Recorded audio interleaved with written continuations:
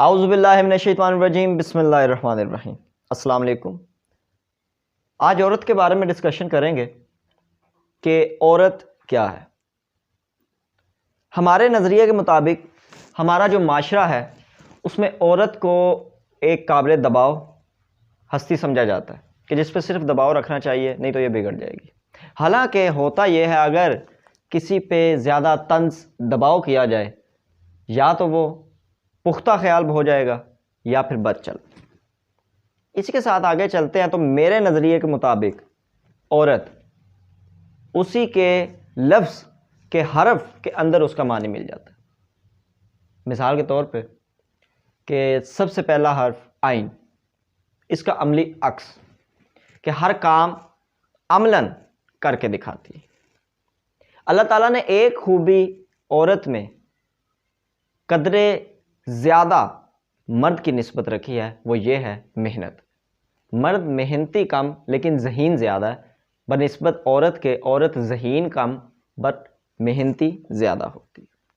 عورت کی محنت کا آپ یہاں سے اندازہ لگا سکتے ہیں کہ وہ سردی میں بھی پانی میں کھیلتی ہے اور گرمی کی شدت میں بھی وہ چولہے پہ کھڑی ہو کے اپنے اولاد اور اپنے گھر والوں کے لیے جو کھانا وغیرہ بناتی ہے۔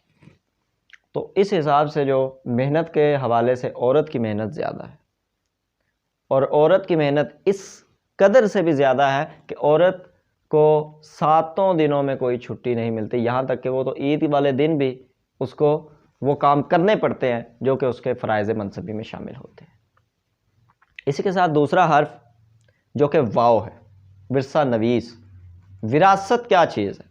ہمارے یہاں وراثت سمجھی جاتی ہے کہ ایک باپ کی چھوڑی ہوئی جائیداد، چھوڑی ہوئی رقم، چھوڑا ہوا کوئی بھی چیز وہ آگے بانٹی جائے اولاد میں، وہ وراثت میں آتی ہے۔ لیکن اصل میں اگر اولاد ہی نہ ہو تو وہ وراثت کس کام کی؟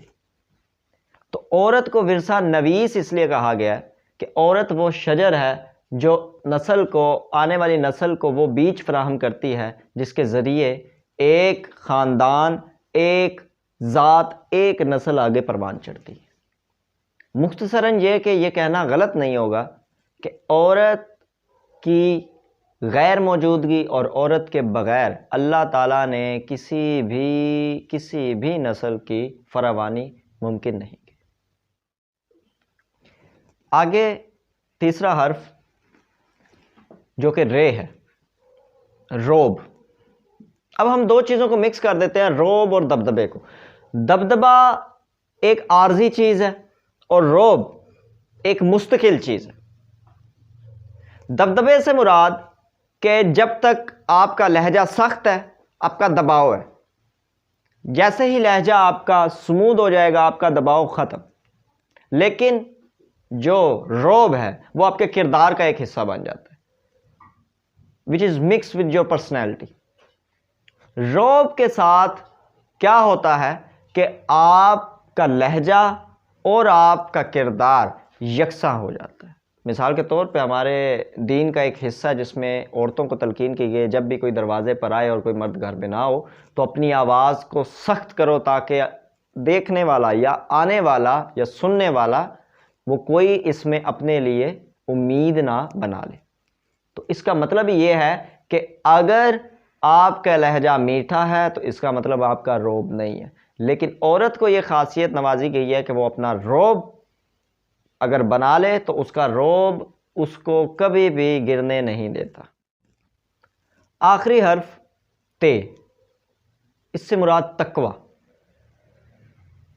اب اس میں شاید کچھ میری بات سے جو ہے وہ مجھے سپورٹ کریں اور کچھ کہیں یہ غلط ہے، لیکن حقیقت میں یہ چیز اگر دیکھی جائے، اس کی گہرائی میں جائے تو عورت تقوی اور صبر کا عملی مظاہرہ زیادہ کرتی ہے۔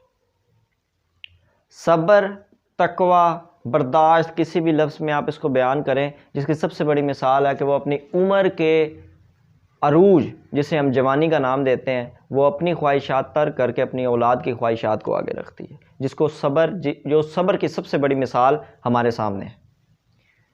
عورت ہی وہ ہستی ہے جو کہ ہر چیز برداشت کر کے بھی اپنے گھر کو آگے لانے کے لیے جو ہر ایک اپنی خواہشات، نفسی خواہشات کو بھی پیچھے رکھتی ہے۔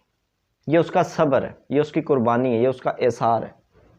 ایک عورت ہی ہے کہ جب عمر کے اس دور میں اس کے اپنے زینت کرنے کے دن ہوتے ہیں، وہ صرف اور صرف اپنی اولاد کی زینت کو آگے رکھتی ہے اور خود اپنی زینت کو بھول جاتی ہے۔ اور یہ ہم اس کا مظاہرہ کرنے کے لیے، اس صبر کا، ہم اپنی ماؤں کو دیکھ لیں، وہی بہت ہے، اور ماں بھی ہماری ایک عورت ہی ہے۔ اسی چیز کا مظاہرہ کرنے کے لیے ہم کئی عورتوں کو دیکھ سکتے ہیں کہ جنہوں نے صبر کی وجہ سے اپنا مقام بلند پایا، اور آج ان کا نام ہم کتابوں میں پڑھتے ہیں۔ تو یہی ایک مختصر سی بات تھی جو میں نے آج کی۔ جزاک اللہ۔ اللہ حافظ۔